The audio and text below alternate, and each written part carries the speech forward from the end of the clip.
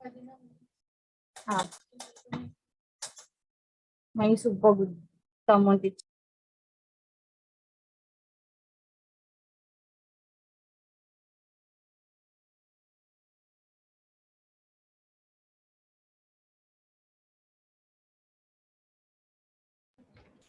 Okay na ka mo? Can we start the lecture?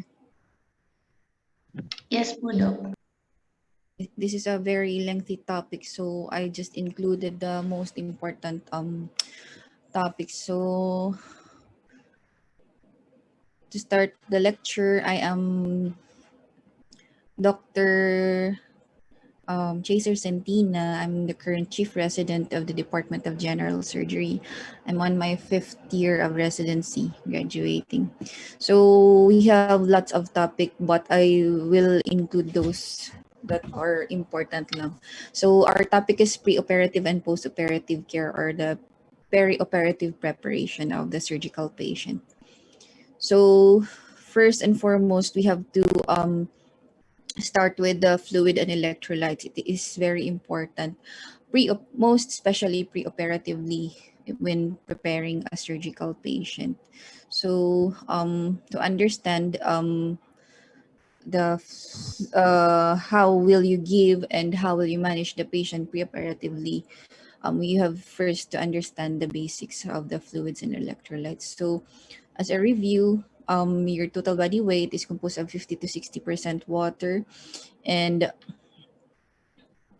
as a result of the decreased water content in fat compared with muscle, the total body water as a percentage of total body weight is lower in obese individuals, and males have a greater lean muscle mass than as a percentage of total body weight, resulting in 60% of the total body weight compared with females, which is 50 to 55%. In Schwartz, the average young adult male is 60% of the total body weight is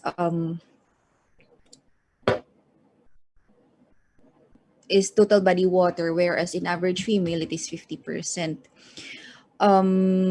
Estimates of percentage of total body water should be adjusted downward, approximately 10 to 20% for obese individuals, and upward approximately 10% for malnourished individuals.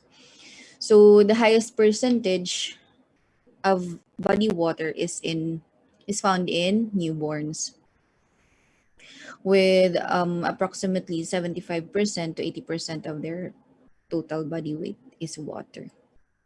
So your fluid compartments is composed of your extracellular space and your intracellular space. Your extracellular space is composed of your intravascular space and your interstitial space, while your yun. And then the this is the in normal male 70 kilogram patient, and in a normal female 60 kilogram patient, this is the corresponding fluid volume. So for males, the extracellular volume in males is usually 14,000 ml and 10,000 in females, while your plasma for males is 3,500 ml and 2,500 for females, while your interstitial fluid compartment is composed of 10,500 ml and 7,500 ml in females. And while your intracellular volume is 28,000 in males and 20,000 in females. We have to remember this because this usually comes out in the exam. So the composition of your fluid compartment for intracellular fluid, the major cation is your potassium and your magnesium, and while in your plasma and in your interstitial fluid or your extracellular space, the major cation is your sodium and calcium, while your anion is bicarbonate and chloride.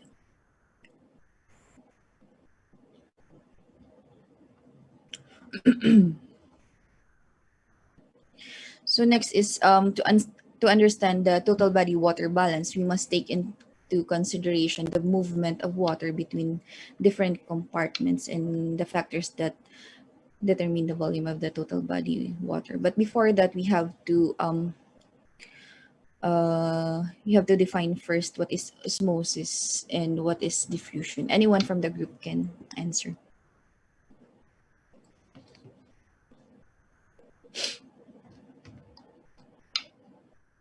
Anyone?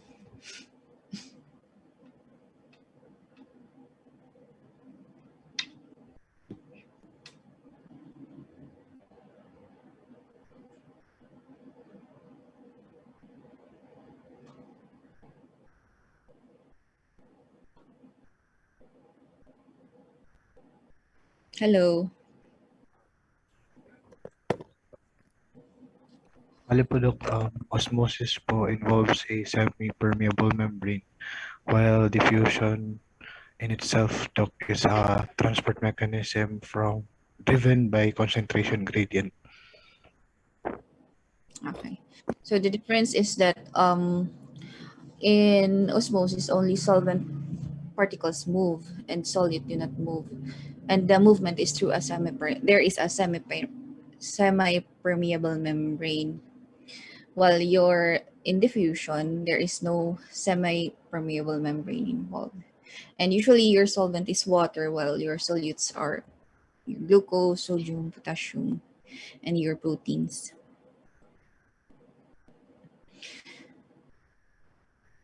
So your osmosis is the movement of a solvent across a semi-permeable membrane toward a higher concentration of solute to have an equilibrium between two compartments. So where sodium goes, the water follows.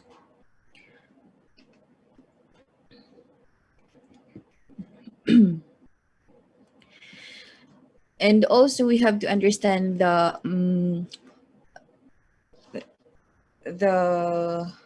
movement of fluid in the capillary membranes. So your capillary membranes are permeable to most solutes, including sodium, potassium, glucose, and proteins.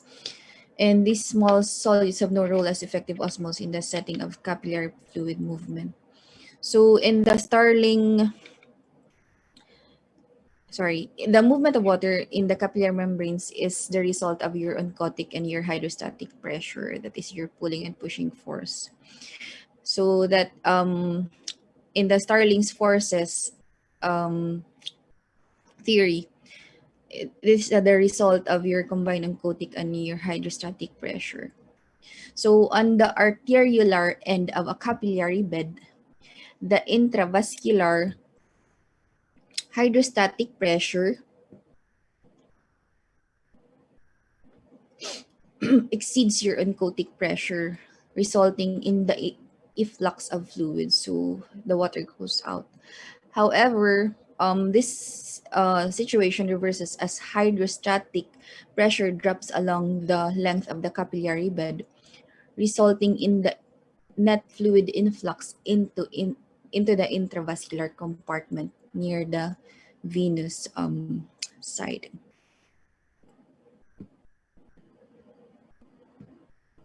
So the water comes in.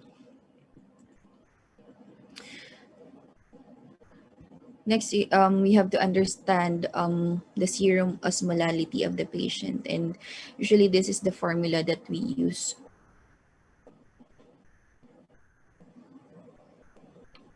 Why do we need to study the serum osmolality of the patient? Anyone from the group?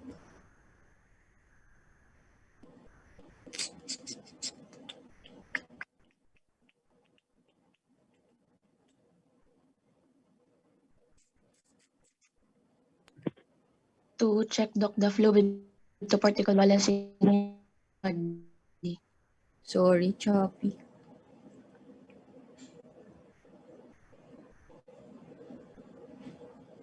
Sorry, ano yun, Doktora? It's a way to check the fluid to particle balance in your body po, Doc. Okay, so we compute for it's very important, most especially in surgical patients, because we have to know if the patient is dehydrated or overhydrated, and that's the time that we will know what fluids do we give to the patient, how do we treat the patient. Kasi if you don't know the status of the hydration of the patient, you will be misled with your fluids that you will give, with the IV fluids that you will give the patient.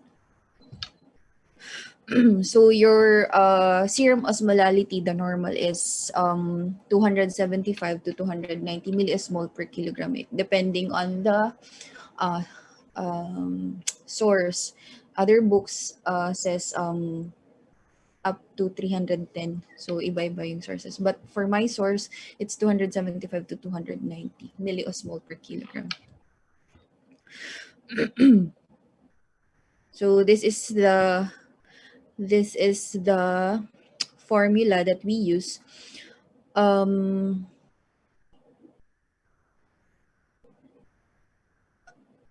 So when we admit a patient and we suspect that the patient is dehydrated, we usually get na at the ER pa lang, we request na for the electrolytes, sodium, potassium. Wait lang.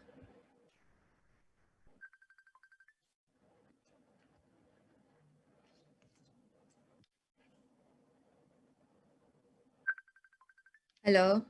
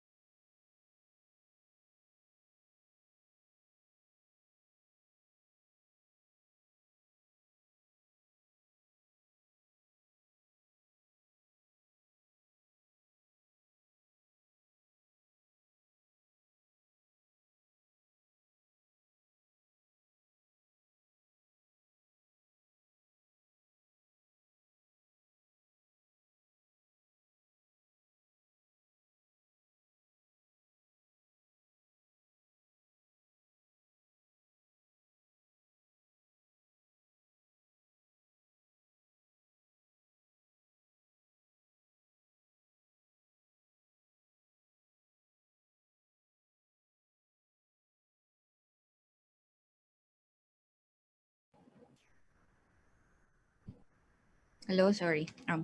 So to continue, yun, we have to initially, when we admit patients and we suspect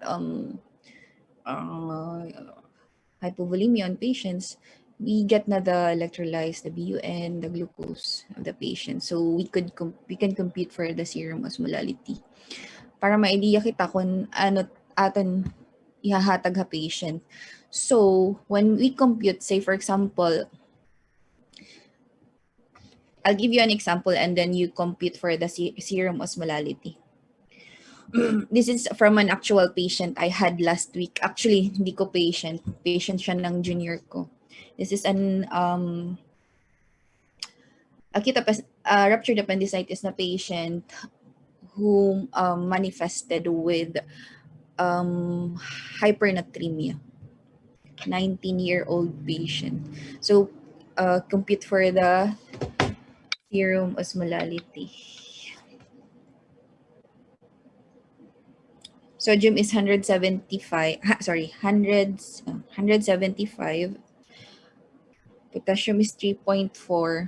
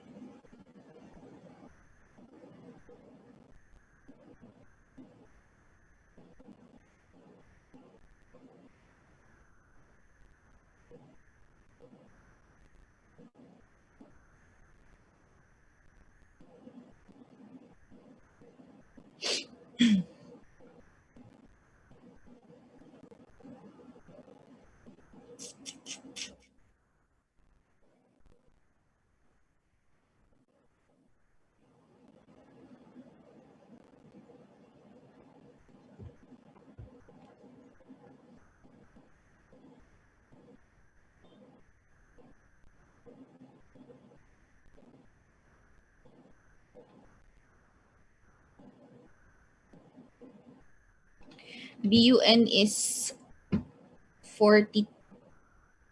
26. Sorry, 26 because I'm mg per dl.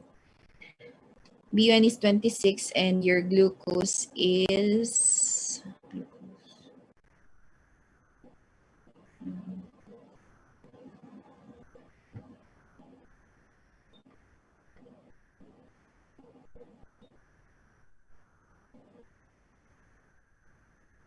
glucose is 100 mg per dl.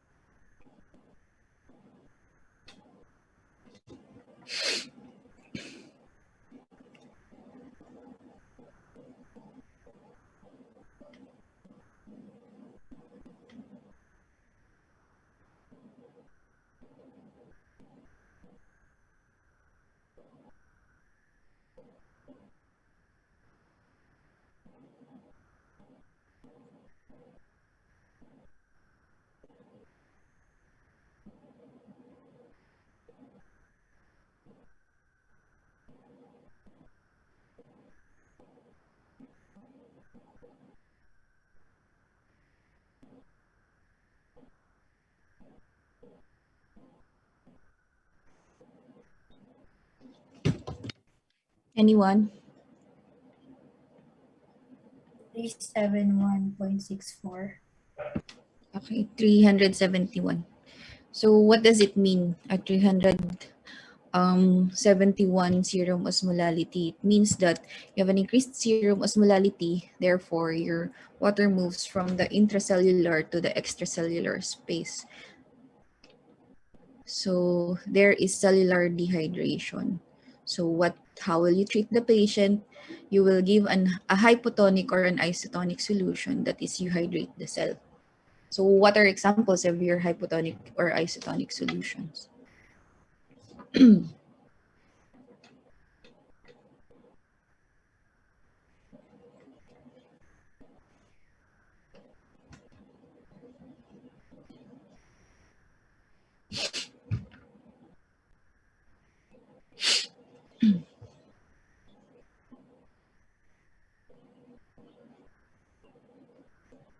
Ano na?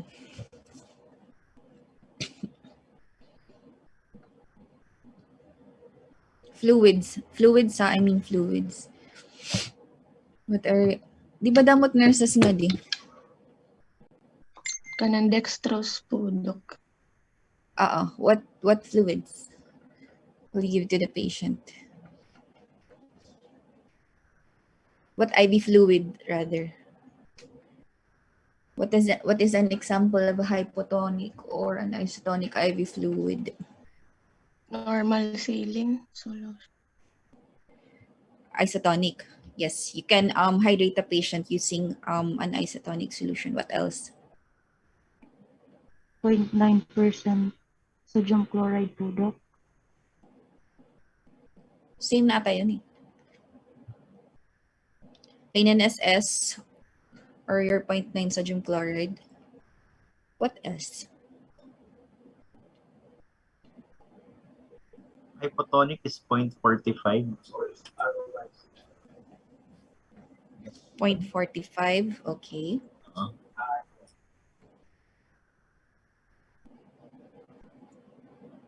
Yes. You can use your plain NSS or your 0.9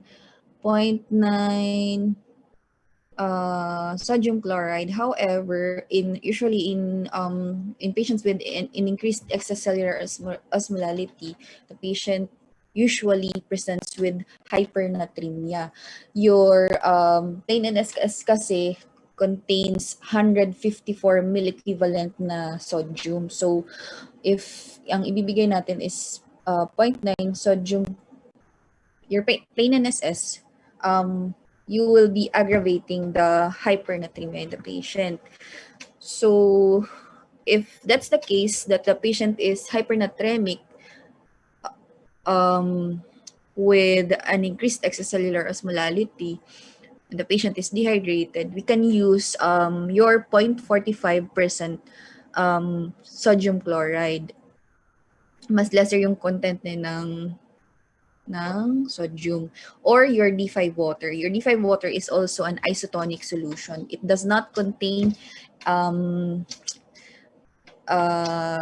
sodium and your potassium. Okay? Gets niyo kung ano't importance it osmolality?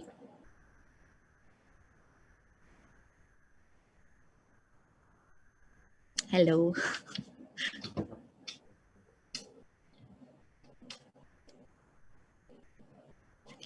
Basta the point lang is parang you have to compute for the serum osmolality to know what fluids, IV fluids you will give to the patient and what is the hydration status of the patient. So yun, for decreased extracellular osmolality, therefore your the cells is swollen or overhydrated. So how will you treat the patient? You will shrink the cell. You will give hypertonic solutions. While if the patient has an increased extracellular osmolality, that is the patient is dehydrated, you will hydrate the cell. So yun lang yung importance ng serum osmolality.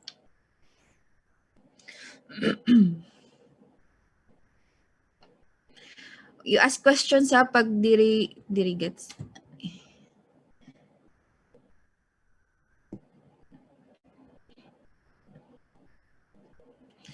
So let's go to the assessment of fluid status. In the immediate postoperative period of patient, usually they have a fluid deficit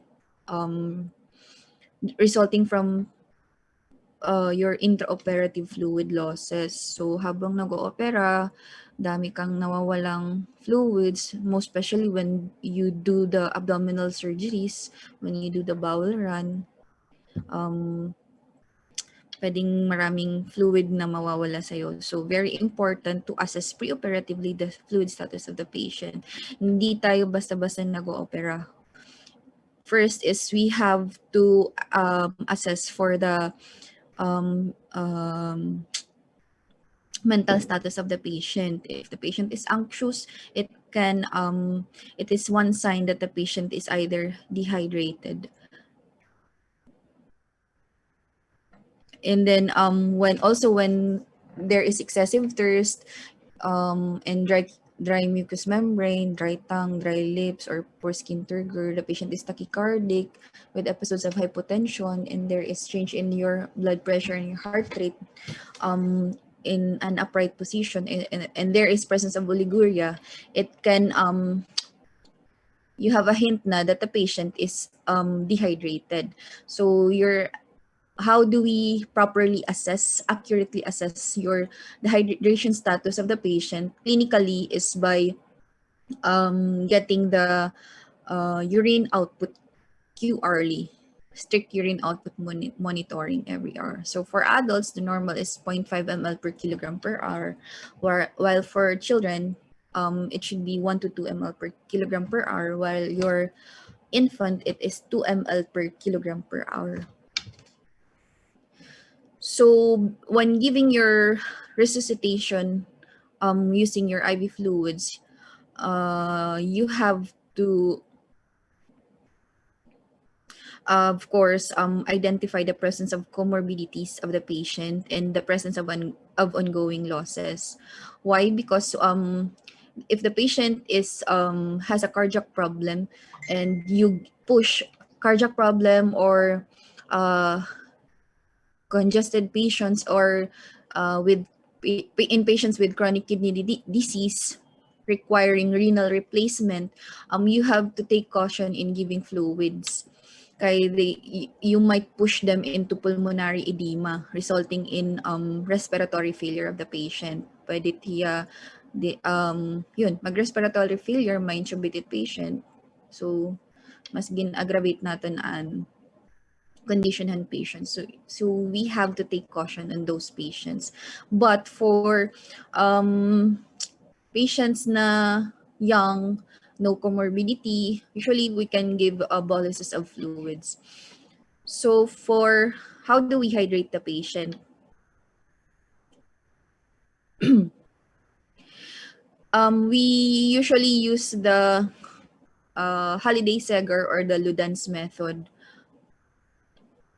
So I don't have the copy of the computation of the holiday Seger, but I think you have an idea naman siguro ano how to compute for the fluids. Maintenance fluid using holiday Seger or the Ludans method. Anyone from the group?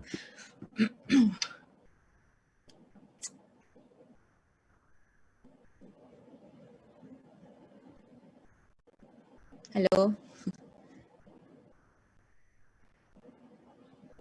Doc. Hello? Yes, Doc. Pwede manawag? Nawag na lang ako. Ay man may nabaton. Ana, hinutak kilala nga di.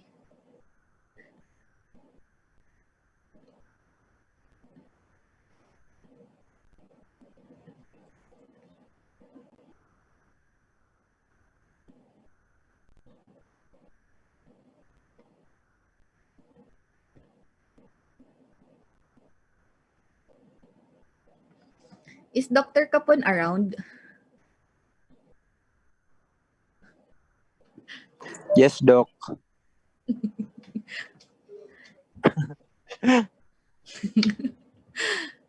Sige, kuan. 50 kilogram patient compute for the fluid using holiday Seger. Pardon, Doc. 50 kilogram patient, you compute for the maintenance fluid rate using holiday Seger.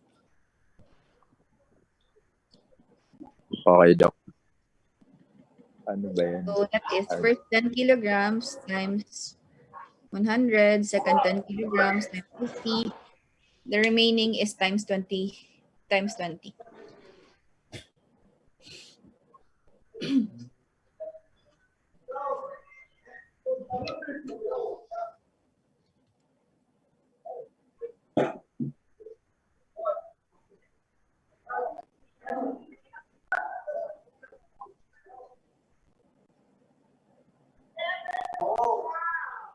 So,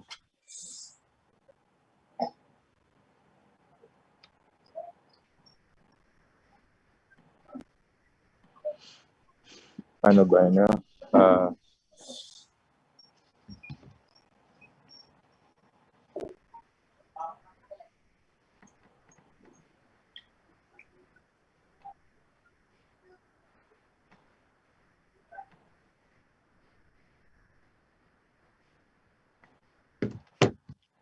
So yun, holiday Seger, first 10 kilograms is times 100, second 10 kilograms is times 50, and the remaining kilograms is times 20 ml.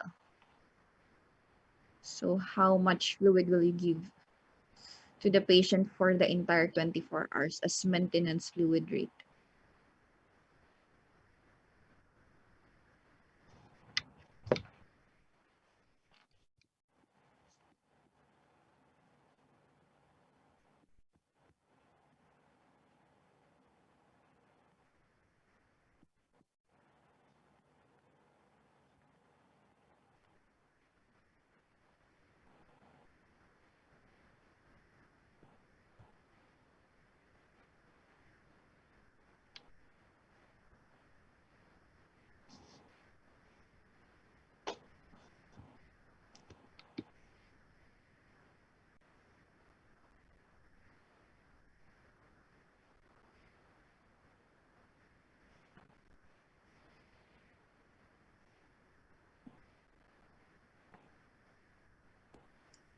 $20 drops, Doc, 20 drops? per an entire fluid na pera ka liters ti may hatag ha patient. So 20. for the first 10 kilogram, like in a 50 kilogram patient, your first 10 kilograms, you will multiply it by 100. So may ka na 1,000. Next 10 kilograms of the patient, you will multiply it by 50. So may ka 500. And then the remaining is 30 kilograms nala, di ba? 50 minus 20, 30. 30 times 20 is 600. So 1,000 plus 500, 600 is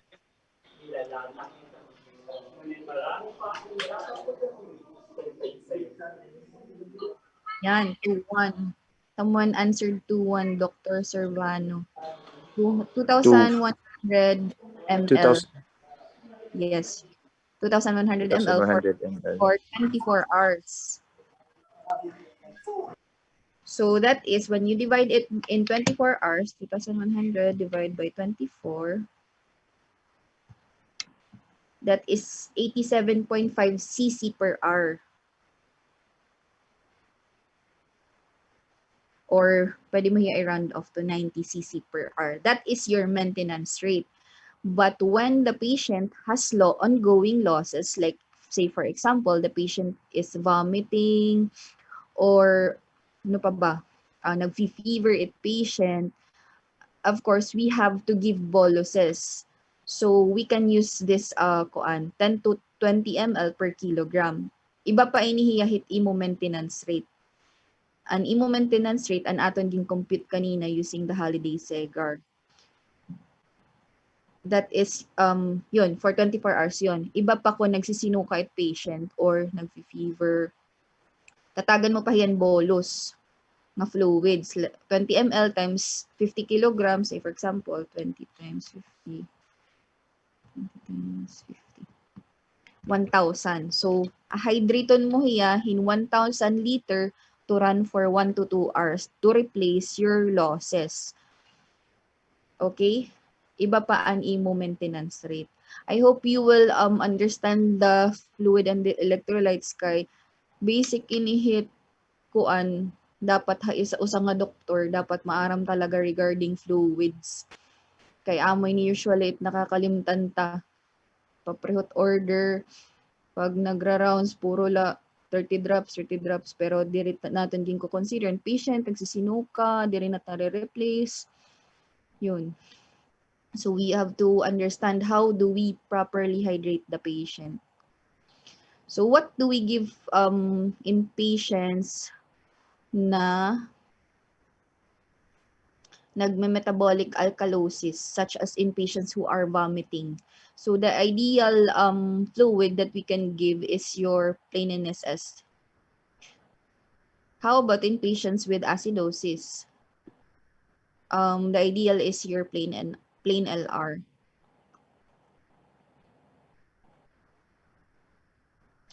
So hatroma, we usually use this fluids, plain NSS or plain LR. But kung blood it nawawara hit patient, may ongoing blood loss, we can, of course, the best fluid to use is your blood product.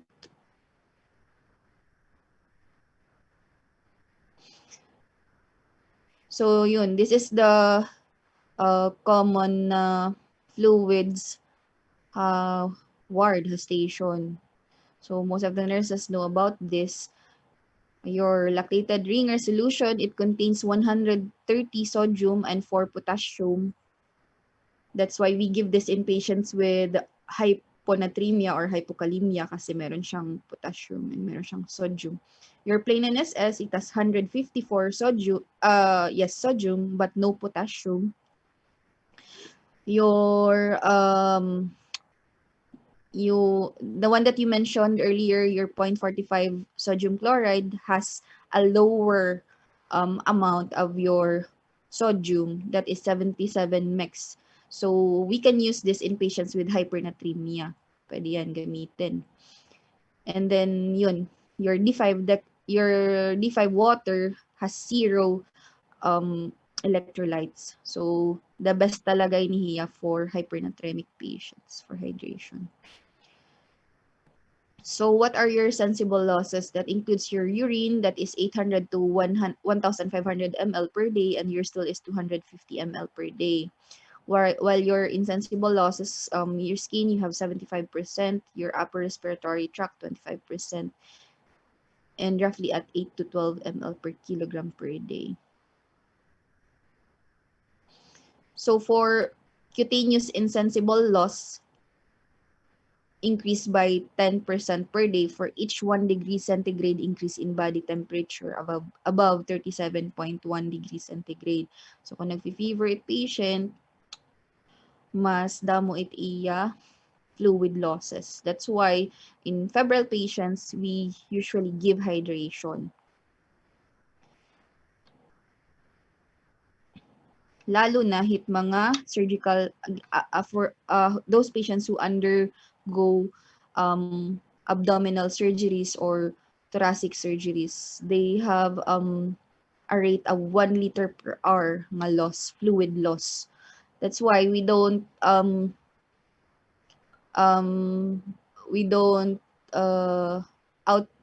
upfront na ipapasok kaagad yung patient sa operating room. Dapat prior to that, bago mo siya ipasok, ginhydrate mo na hiya, so that when you do the operation, hindi ka magkakaproblema intraoperatively because the patient can go into hypotension during the operation. And hypotension means it can damage both all your organ system, most especially your heart and the kidneys. So yun, ito yung holiday segar na sinasabi ko. So for the first 10 kilograms, you multiply it by 100, and then the second 10 kilograms, you multiply it by 50, and the remaining kilograms, you multiply it by 20. That's how you compute for the holiday segar. And this one, I think this is the Ludan method, the 4-2-1 rule. So this is the electrolyte composition of gastrointestinal fluid. So in saliva, our daily production for saliva is 1,000. Gastric is 1,000 to 2,000. Your pancreas is 1,000. Bile is 1,000. Small bowel is 2,000 to 5,000. Large bowel is 200 to 1,500. So also, we take caution in patients who has colostomies. Yun, pag may ileostomy yung patient, usually, pag high output, it can dehydrate the patient. If it's more than 1,500 to 2,000, it can dehydrate the patient. So, bolus ka lang ng fluids. Important, guys, ang IV fluids sa surgery. Very, very important. And sometimes, amot aton na miss out usually. So, let us go to the electrolyte disorders. So, first is the sodium. For hypernatremia, that is more than 145. The normal sodium, by the way, is 135 to 145. So, more than 145, it is considered hypernatremia. So, in severe hypernatremia, they can present with muscle weakness, restlessness, insomnia, lethargy, and coma. And they are always associated with hypertonic state. The picture on the right, letter C, the cell is shrunken, or the patient is dehydrated.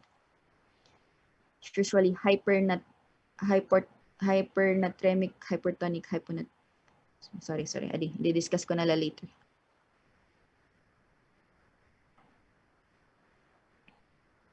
So, yun, the assessment of volume status is the key to successful management of hypernatremia. And then, usually, the most common cause of your hypernatremia is hypovolemia, meaning that you have a decreased fluid in the body. So what are the examples? Those patients who has NGT, nagsisinuka, nagdadiarrhea, or ginlactulose, they are prone to hypovolemia. So, in euvolemic hypernatremia naman, usually, metabolic problem. There is urinary loss of free water, and usually, it is a result of your head injury or patients who underwent pituitary surgery or cerebral hemorrhage. For if the patient in patients with neurogenic diabetes insipidus, that is when the pituitary gland produces insufficient antidiuretic hormone. Hence, the kidneys are making a lot of urine. So, patient tendency is madidehydrate. So, how do we treat the patient? We can give desmopressin, which is not available in our setting.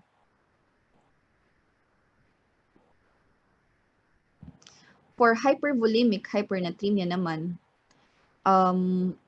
usually it is iatrogenic, resulting in fluid resuscitation with hypertonic solutions. So, how do we treat the patient? That we compute for the free water deficit. This is the formula. So, ibig sabihin, ito yung like kakadiha yung mind, hypernatremic nga ni patient, usually dehydrated ito niya. Or, pwede liwat, nag-hydrate kahin patient, hypernatremic na nga ni patient, ginhydrate mo pahiyahin, fluid containing with lots of sodium. So, yun, it will aggravate the condition of the patient. So, how do we treat hypernatremia or dehydration? So, we compute for the free water deficit that is in liters.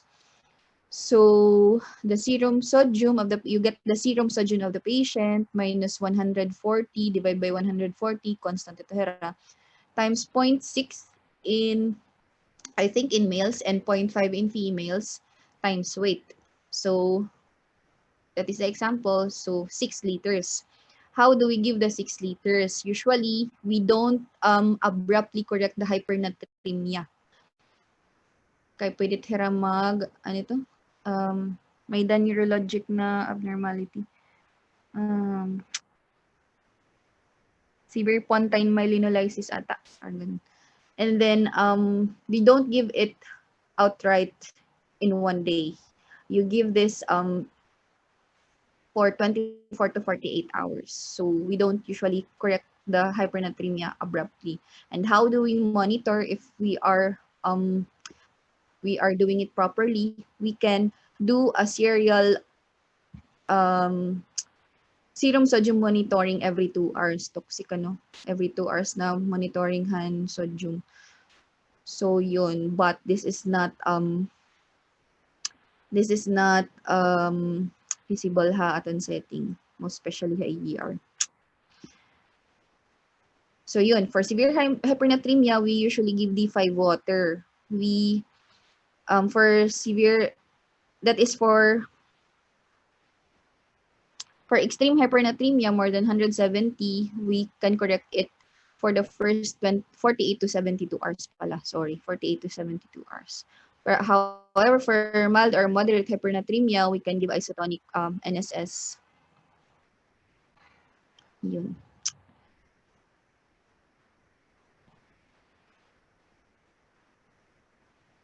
So we already computed naman for this.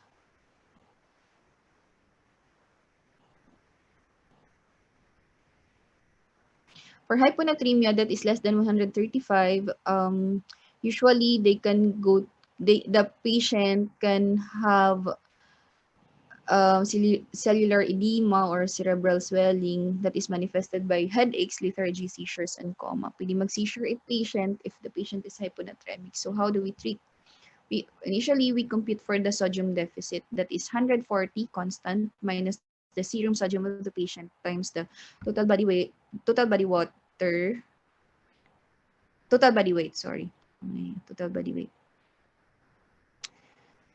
And then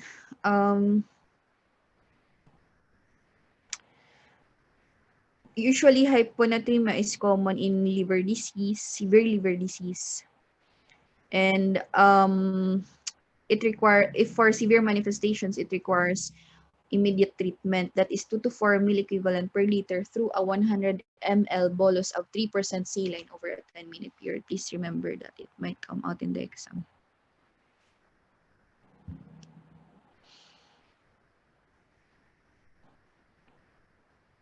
So yun, same monitoring, you get the serum sodium every 2 hours. If the patient is not improving, then you can just repeat the bolus. Ideally, the patient should be hooked to cardiac monitor para nakikita natin ECG tracing it patient.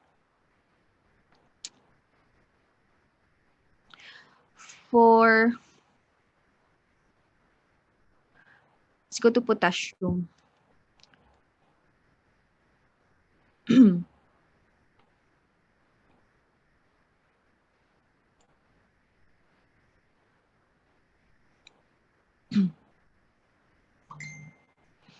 So in hyperkalemia, that is, the normal potassium is 3.5 to 4.5 mil equivalent per liter. So in hyperkalemia, that is more than 4.5 mil equivalent per liter. And usually they can present with these ECG findings. For hyperkalemia, your T waves is usually picked.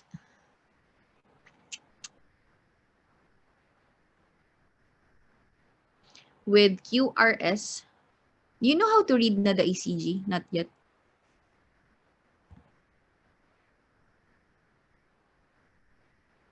Hello? Hello?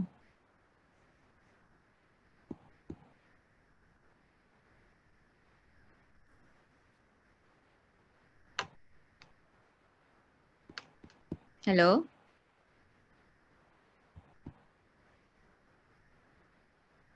Not so much. Not yet. Okay. See. So usually, your hyperkalemia can lead to ventricular arrhythmias. In ECG finding, ano ba ini iga-araw?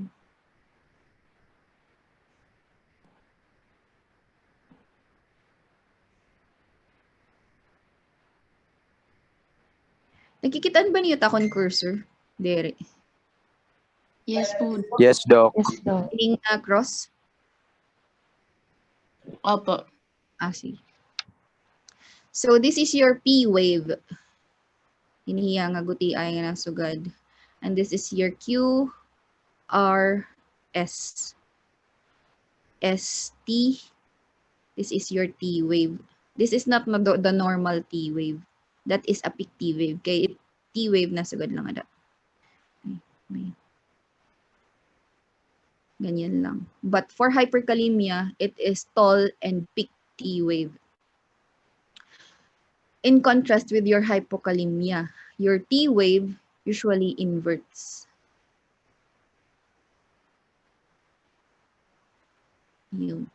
Okay. So I hope pero later on na ito when you go to clerkship ECG routine.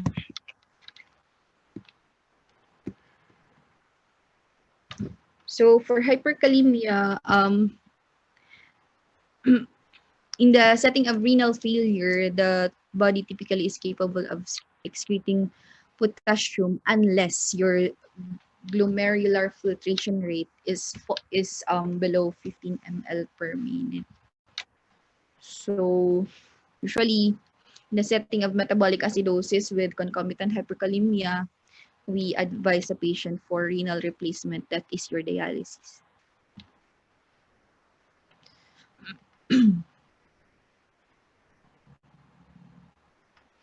So, hyperkalemia. So, what is the treatment? For if the patient has cardiac instability, the administration of intravascular calcium gluconate 1000 milligram over 2 to 3 minutes with continuous cardiac monitoring can be done. And also, we can give 10 units of regular insulin with 1 ampule of D50 to prevent hypoglycemia.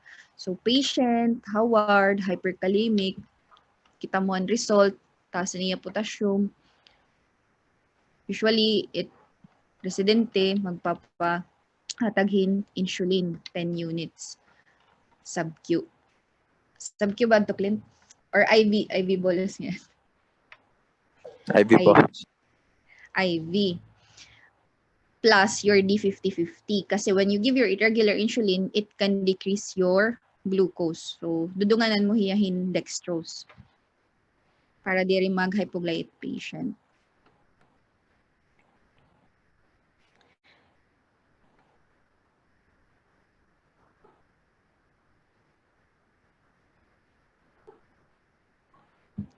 Okay. Kasi this will explain the mechanism of giving. Hello, ma'am. Yan, anay po. Nagle-lecture ako. Okay, Doc. Okay. Thank you. Sorry. When you give your insulin, usually the potassium comes out of the cell. So, yun. And also, we can also give the patient nebulization pag hyperkalemic patient. So, yun, insulin or nebulization. But temporizing lang yan. For critically ill patients, kailangan na ito nirahin hemodialysis. Most especially pag not only hyperkalemia is the problem with concomitant na yan na metabolic acidosis or a urine outputted patient, we can subject the patient for hemodialysis. Next is hypokalemia. So on ECG, there is usually a T-wave inversion. And the common causes of your hypokalemia is seen in surgical patients is usually coming from the GI tract or via your NGT. So later I will discuss the regarding the current evidence-based studies regarding using the NGT, if kailangan ba talaga NGT or not. So other causes, vomiting, diarrhea, alkalosis, catecholamine secretion, insulin administration. We cannot correct the potassium if there is a problem with our magnesium. So we can only correct the potassium if we will replenish your magnesium. So usually, pag magre-request kita in electrolyte, we most especially in patients with hypokalemia, we also request for magnesium, serum magnesium, because even if mag-correct kahit imo potassium, maka 3 cycles kang nga dahin, correctionin potassium, mag-rapid correction ka pa, but your magnesium is depleted, you cannot correct your potassium.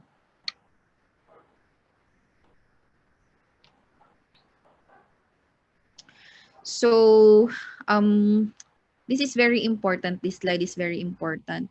Kasi usually, among doctors, akala natin IV administration of your KCL is more effective, but there is a high oral bioavailability of KCL. Ibig sabihin, mas maupay paghatag hit potassium orally, mas effective hiya. But for severe hypokalemia, of course, we can utilize your intravenous administration of your KCL at a rate of 10 to 20 milliequivalent per hour with simultaneous replacement of any magnesium deficit. So again,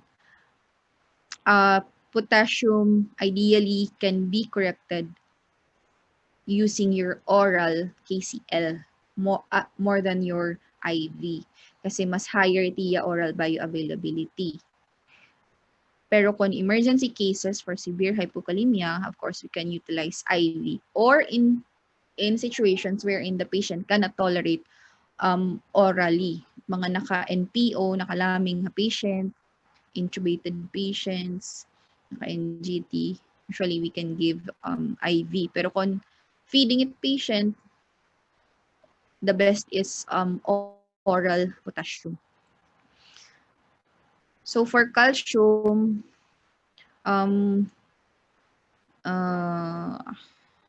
important of potassium.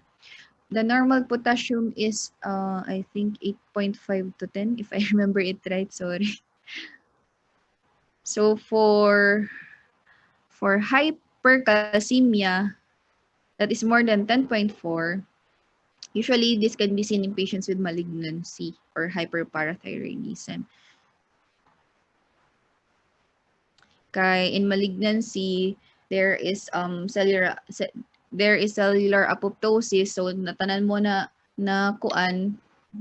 na electrolytes comes out of the cell.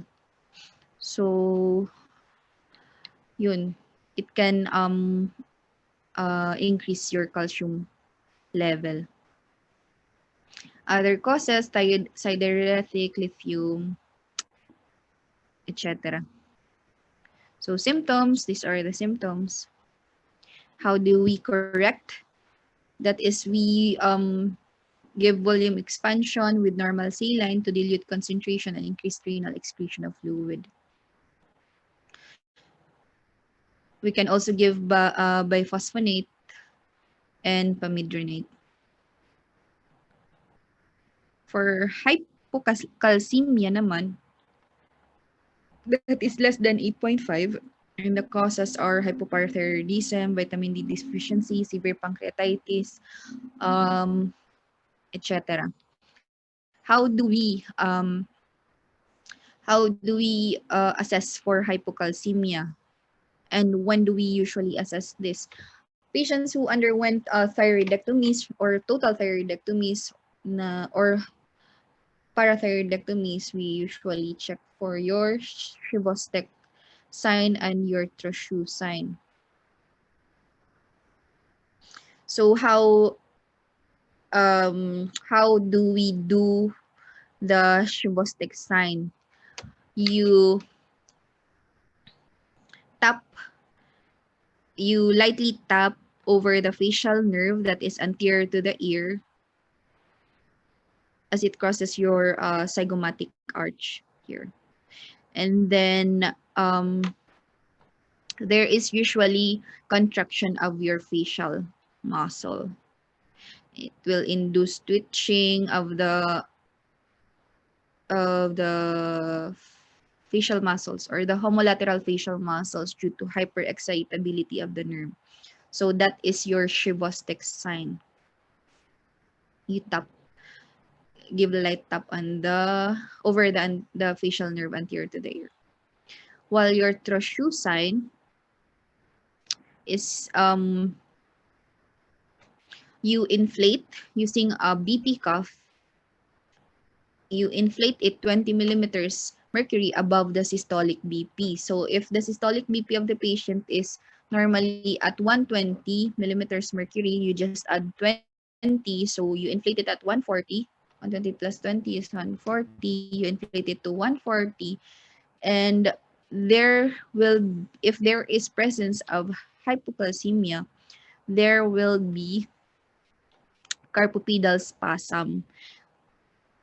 That is flexion at wrist, flexion at MCP joints, metacarpophalangeal joints, extension of the interphalangeal joints, and adduction of thumb and fingers.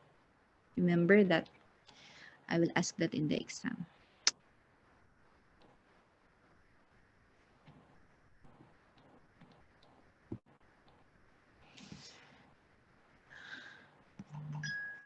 Other electrolytes, not so significant. Let's go now to the pre-op preparation of the surgical patient. So Preoperatively, diri kita basta-basta nag-oopera. May ma-admit sa ER nga AP, adult 40 years old, we don't do an upfront surgery. Usually we subject them for evaluation. How do we assess, how do we classify the patient as to their physical status? By using your ASA classification. This is the old ASA classification, but now this is the current and kadalasan nagawasinit exam. So your ASA 1 includes a normally healthy patient. Your ASA 2, patient with mild systemic disease. And these are the examples. Usually in the examples it nagawas, diri inihiya nga definition. ASA 3, a patient with severe systematic disease. ASA 4, a patient with severe systematic disease that is a constant threat to life. ASA 5, a moribund patient who is not expected to survive without the operation. And then ASA 4, dead. Brain dead. So these are the examples. Please remember this. So for ASA 4,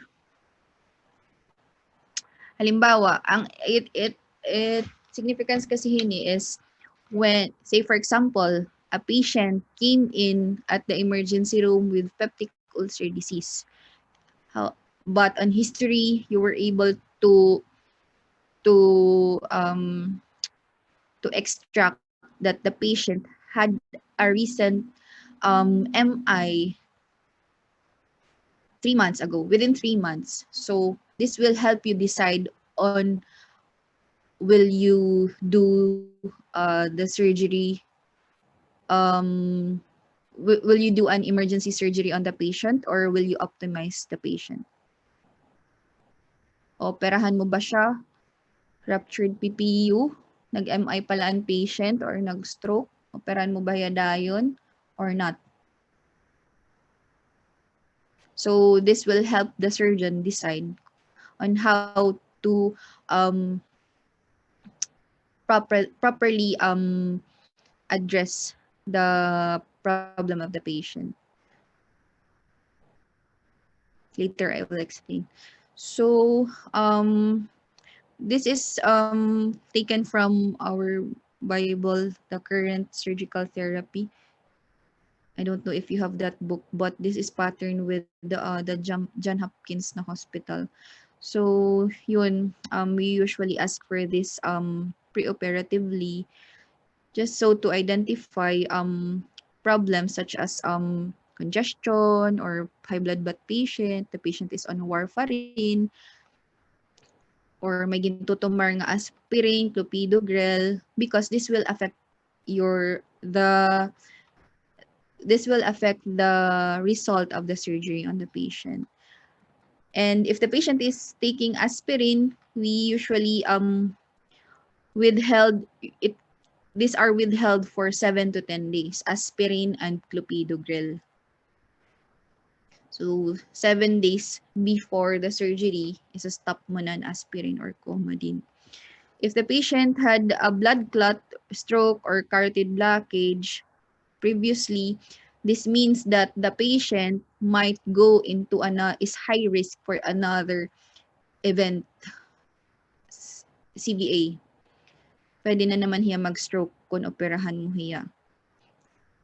And also you have to assess for the high blood pressure if the patient has a polypharmacy, meaning damot iya gitutumar nga medisina, damot ay antihypertensive.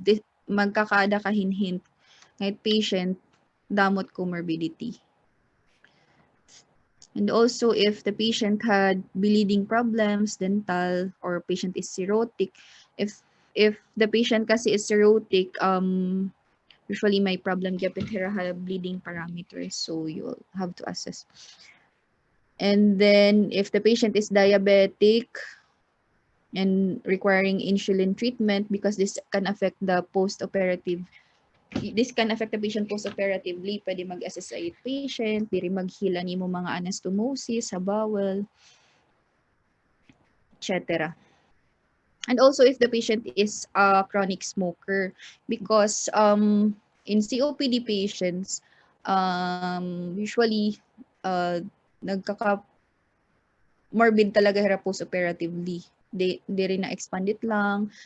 They are prone to ICU admissions. Intubated pa rin. Ganun. So, you have to assess if the patient is chronic smoker. So, this is the NSQIP risk calculator. I will discuss later. Ato pa na ako nasa na slide. So, this will help us um, this surgical risk calculator estimates the chance of potential postoperative complications compared with an average person's risk. So this will help the surgeons decide whether to undergo the procedure. So you just enter the Google la, you just enter the name, your procedure, ano nga surgery tiga undergo it patient, tapos iyan name, age, functional status, emergency ba, ano na sa classification, may steroid use, may ascites ba patient, ventilator dependent, diabetic, etc. And then, when you click continue, this will come out.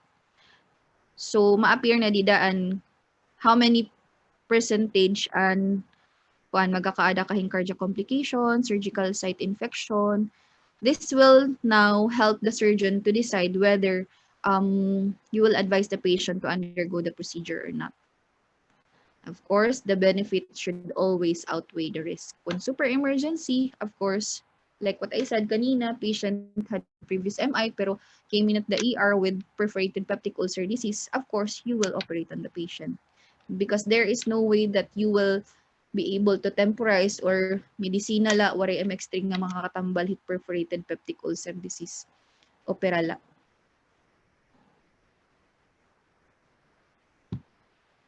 And then, this one, for NPO guidelines naman, itaton kasabot hit clear liquids is water. Diri ngayon. Liquids, clear liquids is liquids that you can see through. That is water, apple juice, no pulp, Gatorade, black coffee or tea with or without sugar or sweetener, no milk, cream, or alcohol. That is how we will advise the patient. When we go to clerkship, usually pwede kang mag-rotate ito na OPD, mapakyan na doc, magano paglaming or Howard, even Howard, ano't pwede, ano't sinisiring nga clear liquids. Clear liquids is not only water. This includes your clear liquids. Anything that you can see through. Water, again, water, apple juice, no pulp, Gatorade, black coffee or tea with or without sugar or sweetener, no milk, cream, or alcohol. Okay? And then, yun. Ay. Buti na lang.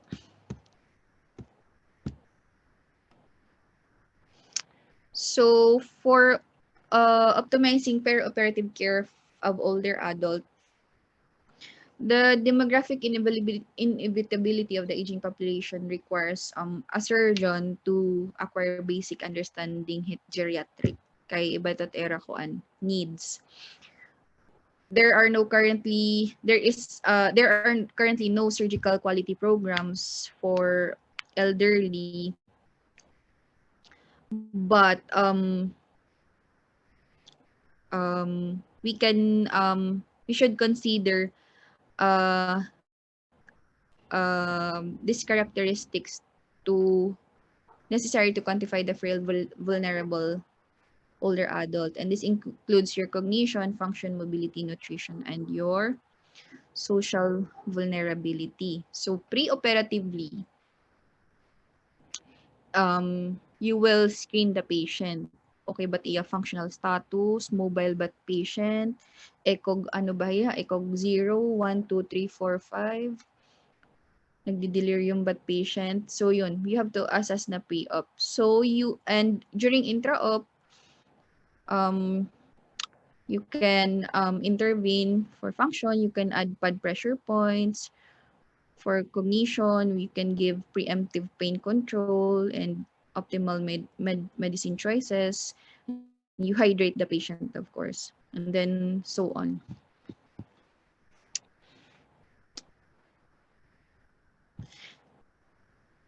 Next is your surgical decision making in older adults. Of course, the older adults' values and preferences should guide surgical decision making with the goal of aligning the patient's surgical plan with the anticipated outcome most valued by the patient. Kung ano ba it era goal pa in life. This strategy needs to be reconsidered in adults with limited lifespan who often value quality of life over quantity of life for the remaining lifespan. So when we do surgical decision making, we have to allow the older adult, the elderly, to discuss over all health goals, treatment goals, and then impact of surgical and non-surgical treatments. Say, for example, a patient, 86-year-old patient with breast cancer. Ano ba't iya goal in life? Mapakimo pa ba hiya? Mapaopera pa ba hiya? Or maghulat na lahiya? So, yun, you have to always discuss it with the patient and with the family, of course. Next is third to the last topic, the NGT. Is it really necessary to use nasogastric tube for after alimentary tract surgery? Anyone? What is the purpose of using NGT?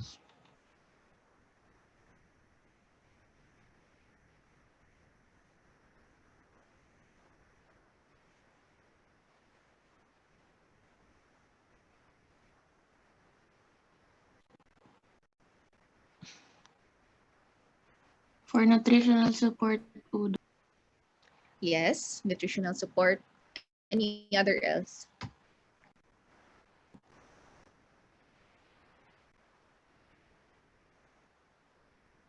For decompression po, Doc, Yes, for very gastric good. lavage. Gastric lavage, yes. Ano pa ba? Wala ba? May napausa.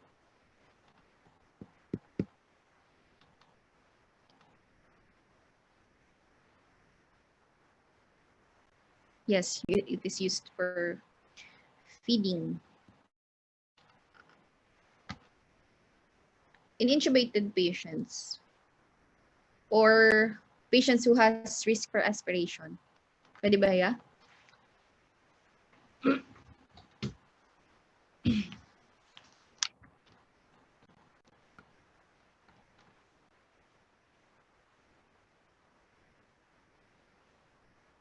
Hello.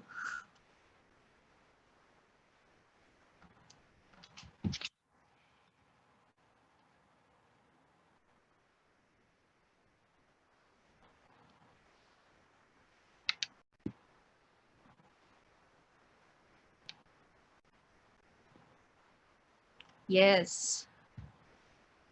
Dr. Peñaranda and Dr. Cinco. Share screen. Yes, anecdotally, previously mga unang-unang panahon, dikampahan seniors pa na mga surgeons, usually when they use the NGT for decompression, yun, patients with risk for aspiration, pwede kasi mag pneumonia kung nakaka-aspirate, in gastric content, and then for yun, lavage, feeding. But currently, current studies showed that prophylactic NGT decompression does not improve time to return of bowel function or length of hospital stay, and it does not reduce the incidence of anastomotic leak, wound infection, dehiscence, or hernia. It does not prevent pulmonary complication of aspiration pneumonia, and it does not prevent abdominal discomfort as measured by your distension, vomiting, and nausea. So, di rin na. However, despite the preponderance and strength of the scientific evidence against NGT decompression, it is parang relatively common for us surgeons to leave NGT in place. Why? Because most of the surgeons has a lack of awareness of the current evidence. So, and they usually do not believe that this can be generalizable to all population. So, some of the surgeons nag-NGT pa rin. And based na rin na it is the old practice of most of the surgeons, most especially from our senior surgeons. So, nagpapa-NGT pa rin for bowel decompression. But the current studies, parang there is no significant difference man daw if magpa-NGT or not. Kasi the current trend is ERAS. That is you feed after surgery, alimentary surgery, you feed na the patient day 1 post-operatively, papakaunon mo na patient, papabuhaton na, papalakton. That's why it is not being advocated, the use of the NGT after surgery. So next is your surgical site infection. What are the different types of surgical site infection that you know?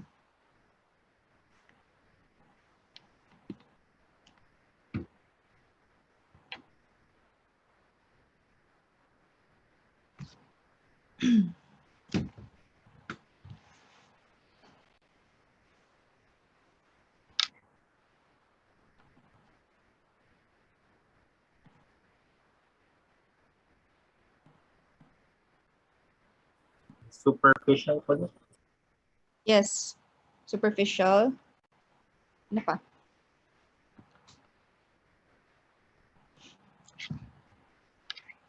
Tapos may deep. Ha? Deep. Deep Sorry. infection. Deep, yes, deep. I'm talking to doctor, sorry. Kahilig po daw. Okay. Deep, superficial, what else?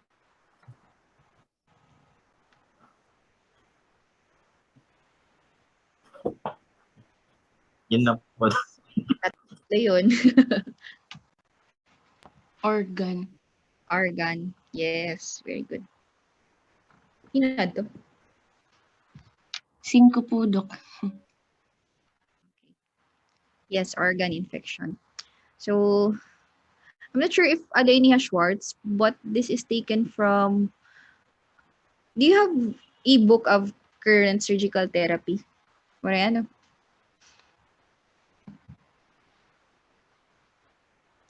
Yeah, I don't think this is this can be found in Schwartz, but these are the 3 types of your surgical site infection. That is your superficial incisional surgical site infection, your deep incisional surgical site infection, and your organ space surgical site infection. So,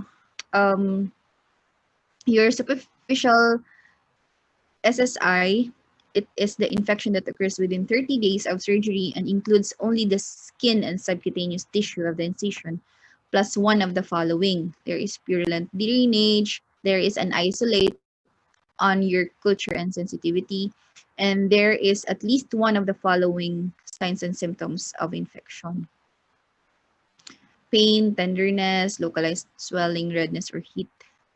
And diagnosis is usually made by surgeon or attending physician. The following are not considered superficial incisional site surgical site infections: stitch abscess, infection of an episiotomy or newborn circumcision site, infected born. Dirito hira SSI. SSI is when the patient underwent a surgery and then 30 days within 30 days, plus one of the following.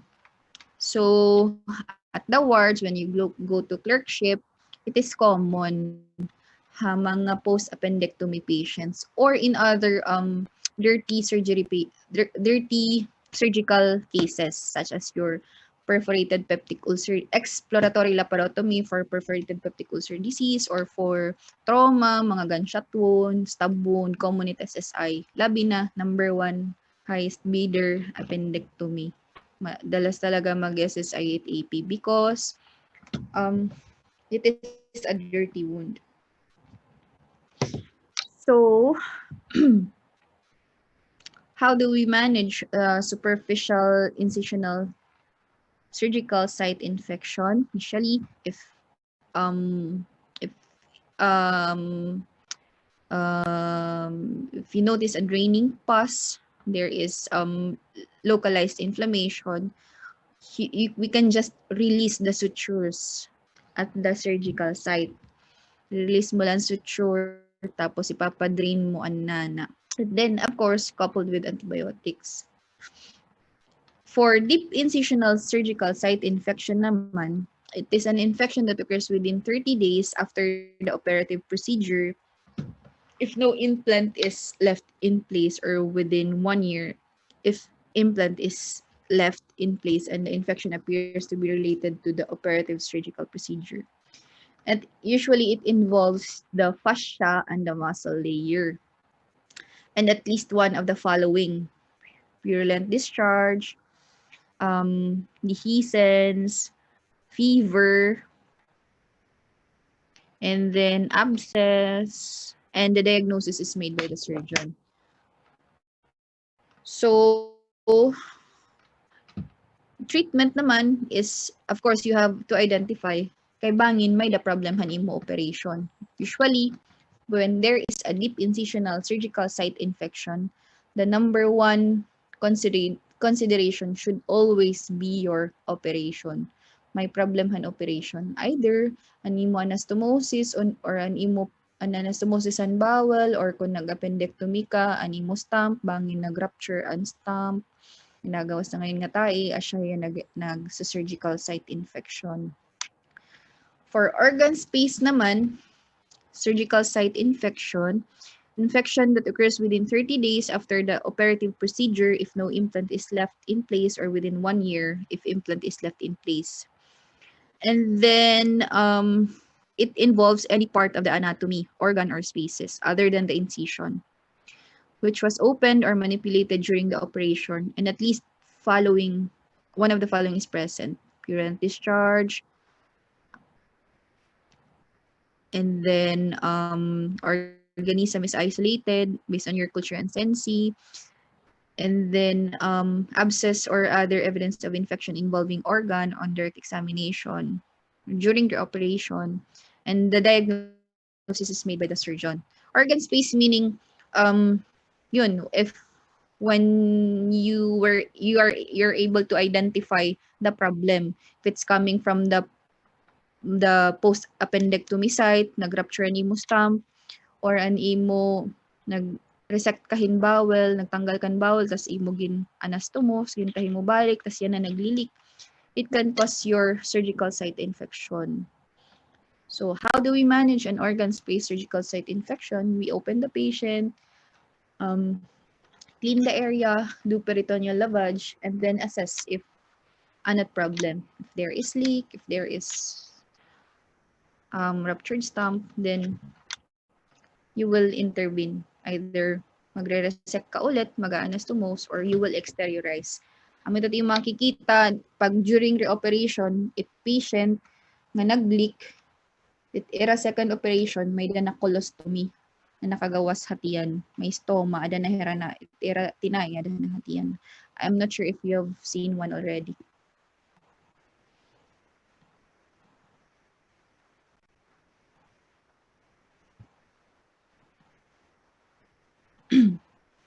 So next is surgical wound classification. This will come out in the exam. And we have class 1, you're clean. Class 2, clean contaminated. Class 3, contaminated. Class 4, dirty or infected. What are the examples of your class 1 or clean wounds? This includes your hernia, thyroid, breast, lumpectomy, total knee replacement, and others. And what is the risk of infection? It is 1.8% to 2.6%. Nagaw sinit board exam nga surgical wound classification. For class 2 naman, this includes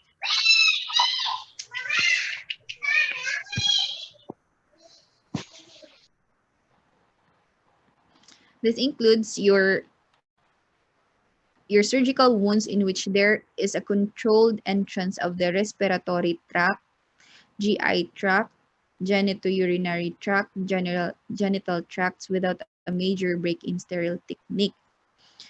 Examples are your small bowel resection, lung lobectomy, hysterectomy, colectomy, colostomy, gastric bypass, Whipple's, laryngectomy, and TURP. So that is the risk of infection is 4.8 to 6.7%. Your class 3, which is considered your contaminated wound, is surgical wound that is open, fresh, less than 4 hours old, and are accidental with a major break-in sterile technique and or controlled gross spillage from the GI tract. Examples are your acute cholecystitis, appendectomy, non-perforated appendicitis, non-sterile equipment or debris found on operative field, your small bowel resection for infarcted or necrotic bowel, and even your empyema of the gallbladder. So the risk of infection is 5.6% to 8.6%. Your dirty or infected wound, which is your class 4, these are the surgical wounds that is old, more than 4 hours old, and or accidental, traumatic, with a major break in sterile technique and or uncontrolled gross spillage from the GI tract. That is patients with peritonitis, appendectomy for perforated appendicitis, repair of perforated gastric ulcer or your peptic ulcer, perforated, repair of perforated small bowel, open fracture repair. On your gunshot wounds or stab wounds belongs to your class 4. So that is 8.5% to 11.8%.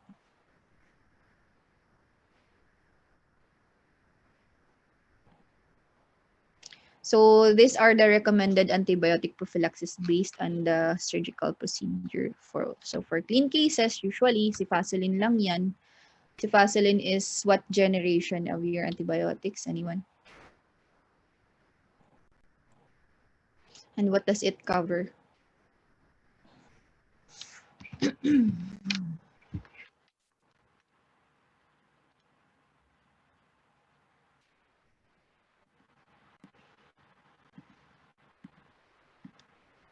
Hello.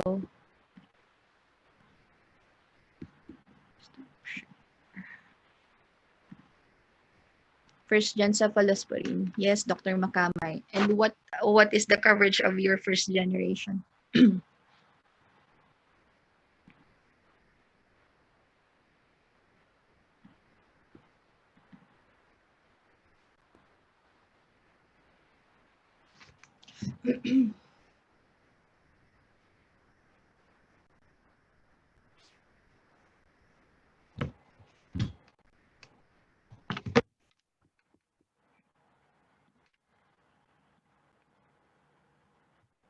Gram positive, yes. And then for your second generation, what is the coverage?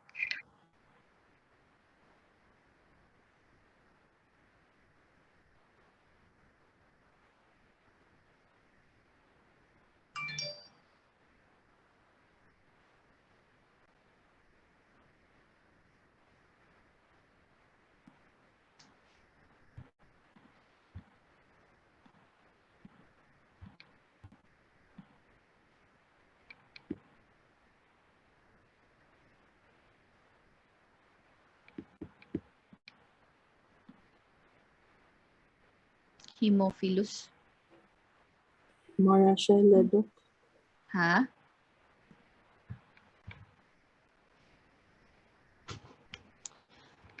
So for first generation, this is diri na yan na part topic. But dapat kasi maaram kita kon na-discuss na ba yun an ha pharma regarding antibiotics? Alright pa. Okay. So for your first generation cephalosporin, that includes your cefazolin, con orally what your cephalexin. This is based on what I remember during my lecture in med school. So for first gen, it covers your gram-positive bacteria. For second generation, that includes your cefuroxime, cefoxitin, ano pa ito? Cefaclor. Cefaclor is oral kasi. Cefoxitin is IV. Your cefuroxime, it is an oral and IV. It covers your gram-positive and your gram-negative. While your third generation cephalosporin, it covers more of the gram-negative microorganisms. So that includes your ceftriaxone, which is an IV. Tapos, ano pa? Cefixime, oral na third gen. Ceftazidime. And then your fourth generation, which covers more of the gram-negative happen. And also, it can cover your gram-positive. So, habang nagtitika higher generation, nagtitika gram-negative here. So, yun. It is very important in choosing antibiotics for particular surgical patients. So, for clean cases, for clean wound, we can give the first generation cephalosporin. That's why aton recommended antibiotic prophylaxis based on this slide, it's usually cefazolin. CS, cefazolin.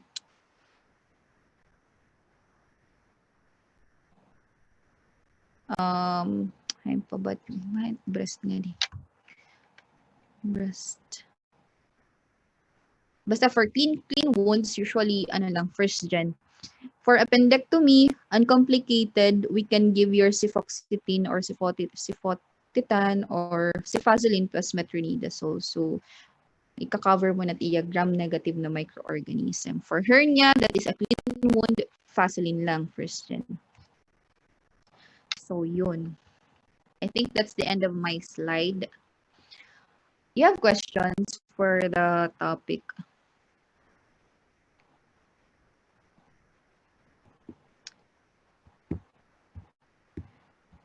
May questions ba?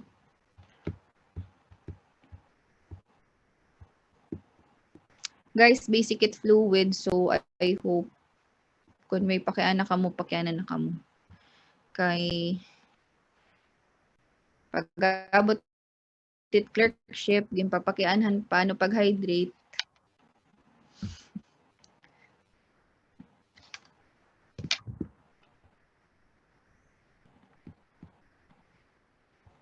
So this is the slide for kuan. May someone asks regarding the ano ba ito? The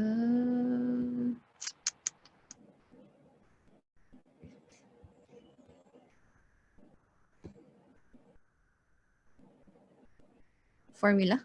What formula? Is this the one? Doctor. Yes, Doc. Amanan hiya? Ah, okay. This is the holiday segar. Hadi hiya.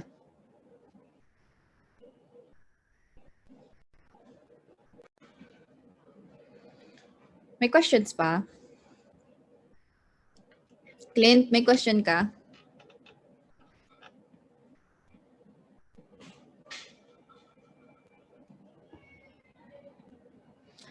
Dr. Timbal. Yes, Doc. You have questions? Sorry pa, Doc, so far.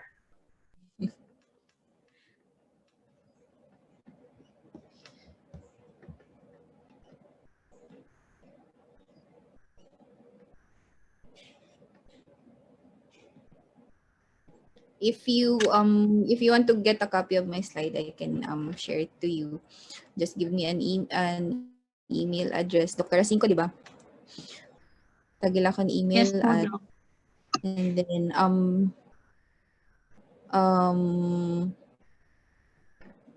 saan ngayon paghahatag it exam?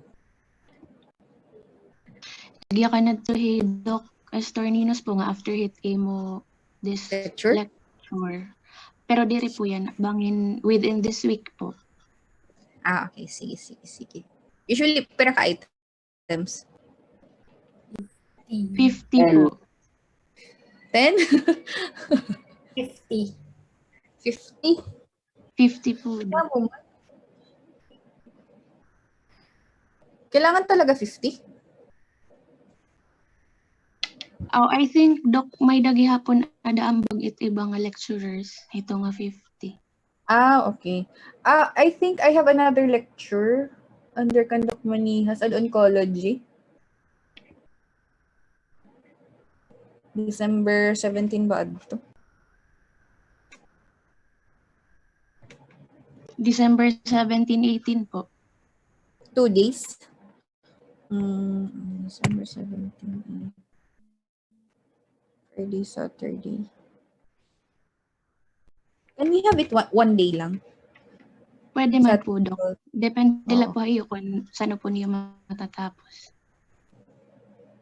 Hala ba kasi gapiton nga topic? 18, same time, 2 hours. Sige. Or any questions?